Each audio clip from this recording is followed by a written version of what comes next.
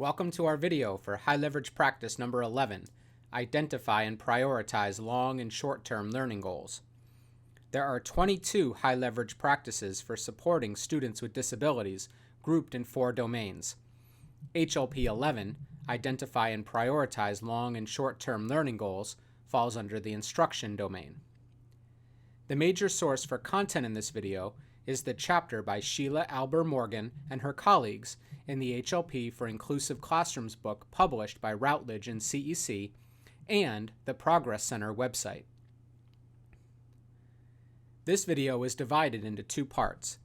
Part 1 defines short and long-term goals and provides a rationale for identifying and prioritizing learning goals for students with disabilities.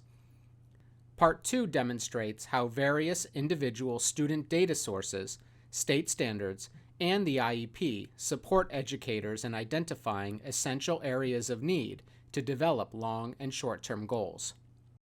Part 1. What are long and short-term learning goals, and why are they important? First, HLP 11 can apply to academic and behavioral goal setting. When HLP 11 is implemented, teachers prioritize what is most important for students to learn and access to benefit from general education and other contextually relevant curricula. The principles of this HLP intersect with several other HLPs, including HLP 6, using assessment data and making instructional adjustments, HLP 12, systematically designing instruction towards specific learning goals, and HLP 20, provide intensive instruction. HLP 11 refers to both long and short-term learning goals, but what is the difference? Long-term goals refer to those that focus on broader outcomes essential for teachers to develop and implement high-quality educational programming for students with disabilities. Most educators are familiar with long-term goals required as part of the IEP, referred to as measurable annual goals. These annual goals are developed by an IEP team for students found eligible for special education and are based on the student's unique needs outlined in their evaluation report and in the student's present level of academic and functional performance, or PLAFSPs. Here are examples of an academic and behavior long-term goal. IEP academic goal example. When given a standardized 3rd grade level reading probe, Michael will read 99 words correctly in 1 minute with 95% accuracy by spring benchmarking. IEP behavior goal example. During whole group instruction, Kenesha will remain academically engaged at least 80% of the instructional period as measured by direct behavior rating. Educators will also use state standards and grade level benchmarks or expectations that are necessary for students to progress in the general education curriculum to develop long-term instructional goals. These goals generally focus on what students will be able to do by the end of the year and tend to focus on general academic, social, emotional, and behavioral outcomes.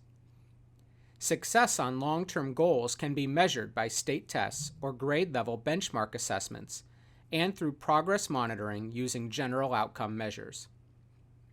Once long-term goals have been identified and prioritized based on student need and grade-level expectations, educators will backwards plan to identify relevant short-term goals.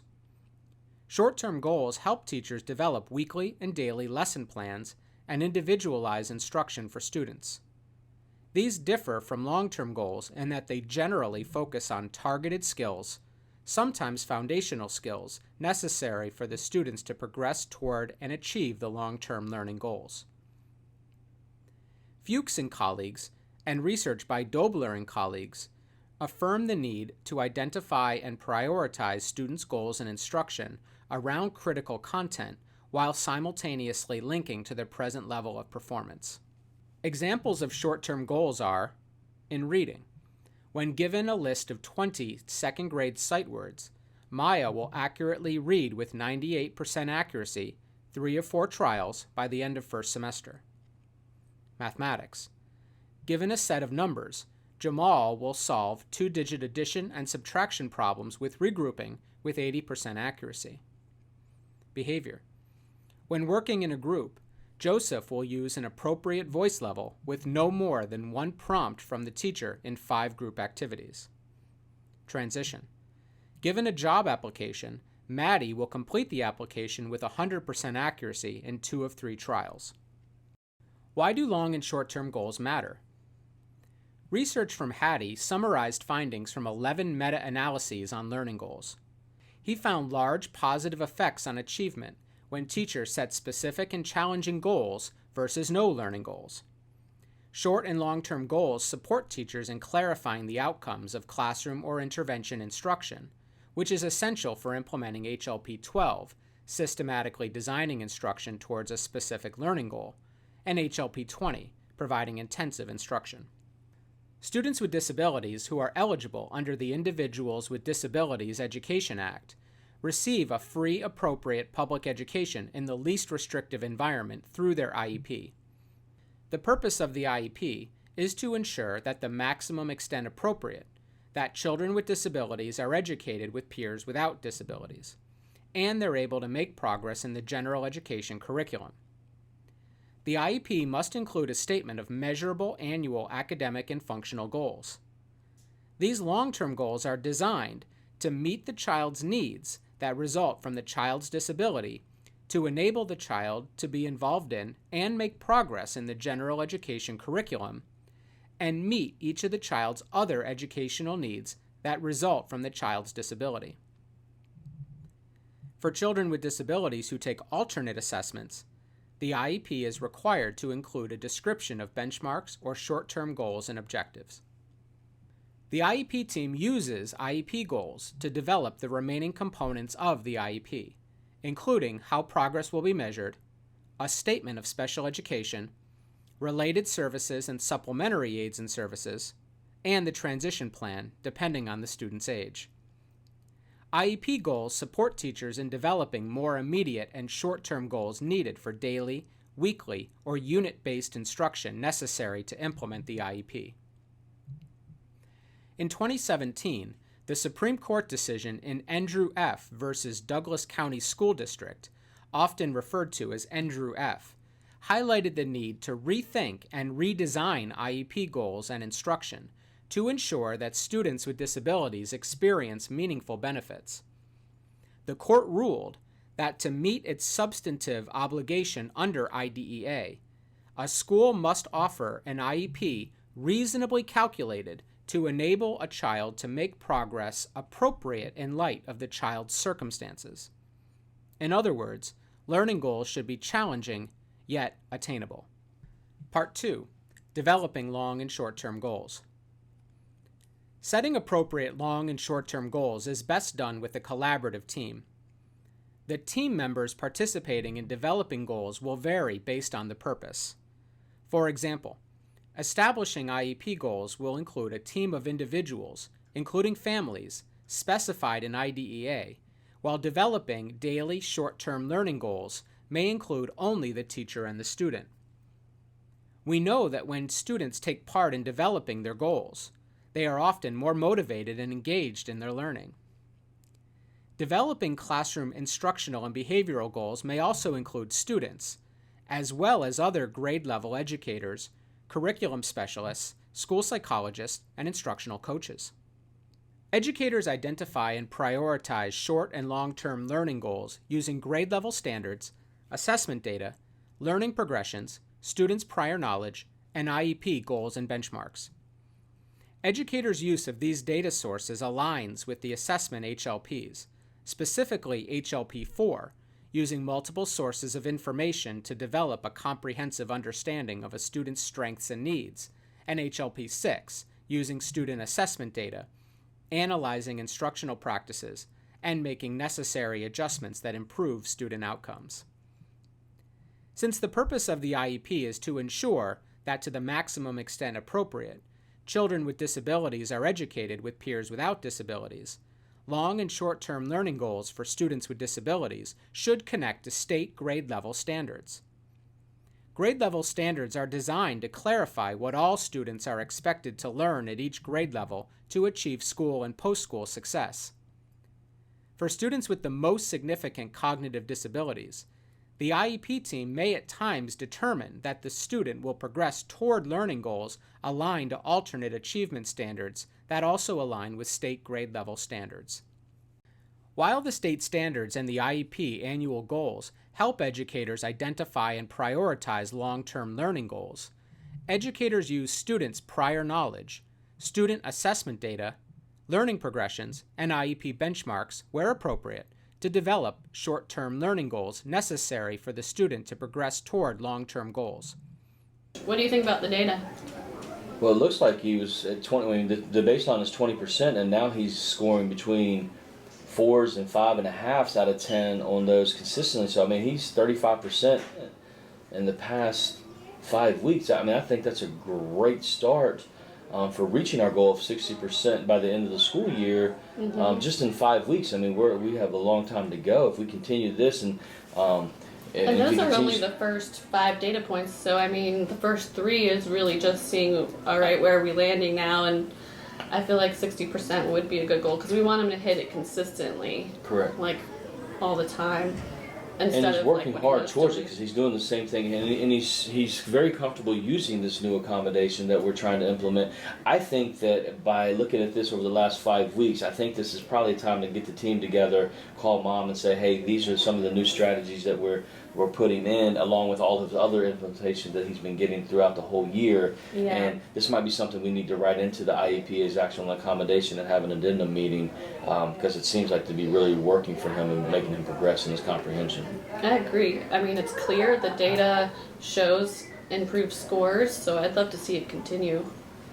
Educators can use data included in IEP PLAFs, formal progress monitoring data, summative data, or formal and informal classroom assessment data to understand students' prior knowledge and learning needs. Learning progressions provide teachers with a carefully sequenced trajectory of core concepts and skills aligned with grade-level standards. Teachers should begin with the most critical foundational skills and concepts based on student needs, and then sequence instruction toward the long-term goal. Instruction should be organized along a developmental trajectory from concrete skills and concepts to more complex and discrete skills, as described in HLP 12, Systematically Designing Instruction Towards Learning Goals. Writing clear long and short-term learning goals. Learning goals should be clearly written to clarify what groups or individual students will be able to do at the end of the learning period. Goals typically are written using 3 key components. The condition includes the context under which the student will be able to perform the target behavior. The conditions will vary based on students' grade level and needs and may include the type of material, setting, level of teacher support, or whether the behavior is completed as part of a group or independently. The target behavior should include observable action words like define, read, calculate, analyze, or demonstrate, as opposed to unobservable behaviors like understand, think, or know. The level of proficiency or timeline includes the time frame for the goal, such as annually or weekly, as well as the level of accuracy expected for mastery. When developing learning goals, educators should ask themselves, does this goal make sense and align with desired outcomes? Is the goal meaningful for the student? How will I know if and when the goal is met?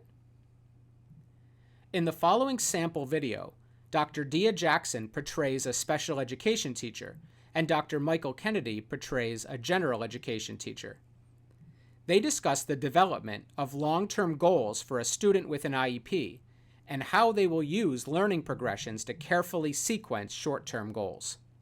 Her IEP team developed the following long-term goal: Given a two-step word problem, Molly will solve a range of problems requiring use of addition, subtraction, multiplication, or division with 85% accuracy. Yeah. Yeah, so when we look at the learning progression for this skill, students in the third grade, they need to be able to solve multi-step problems, and Molly is indeed having trouble remembering each step in the process, which means she ends up making small errors along the way, which ultimately results in her getting the wrong answer. It looks like Molly is currently able to do the necessary computation for solving two-step problems, but she's struggling to apply strategies for consistently addressing and tackling these tricky problems. So with learning progressions, as you know, we begin with the most critical foundational skills and those concepts that Molly needs to master, and then we sequence instruction toward the long-term goal. So based on the learning progression and her mastery of computational skills, a good objective may be to first start with Molly using a written checklist to apply the strategy, and then she can use that checklist with teacher guidance, and then move to using that checklist independently, and then eventually we'll fade the checklist so she can independently use the strategies to solve problems. I think we could set a criterion of 85% accuracy. That way we can see when she's mastered an objective and should move to the next. I think that all sounds terrific. So let's think about how we can provide instructions and supports that'll help Molly learn the problem-solving strategies she needs to answer these two-step problems and help make progress towards that IEP goal. In conclusion, prior to developing and implementing instruction and intervention, educators need to identify and prioritize long and short-term learning goals. Learning goals should align with grade-level standards and needs identified in the IEP and reflect students' current performance levels. When implementing HLP 11, educators will use their knowledge of essential curriculum components, identify essential prerequisites and foundations, and assess student performance in relation to these components to ensure learning goals are meaningful for students with disabilities. For more information about developing long and short-term learning goals and its role in supporting the needs of students with and without disabilities, please visit the Progress Center at www.promotingprogress.org, the High Leverage Practices and Special Education website, www.highleveragepractices.org, and the National Center on Intensive Intervention website, www.intensiveintervention.org. Thanks for watching, and please continue using resources from this series on high leverage practices for supporting students with disabilities served in general and special education.